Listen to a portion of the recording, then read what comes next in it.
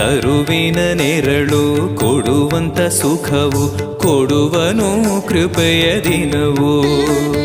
ಸ್ಥಿರ ಇರುವ ಮನ ಎನಗಿರಲಿ ಶರಣಾಗತಿ ಎಂದು ಬರಲಿ. ಭಗವಂತನ ಪ್ರಿಯ ಮಗನಿವನ ಸಾರಿ ಬದುಕು ಇರಲಿ.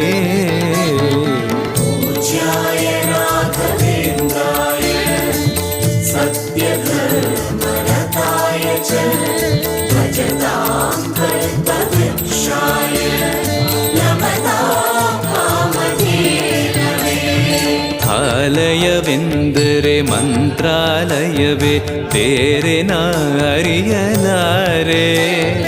ರಾಜನು ಎಂದರೆ ಶ್ರೀ ಗುರುರಾಜನೇ ಮತ್ತು ನಾ ತಿಳಿಯಲಾರೆ. ಆಲಯವೆಂದರೆ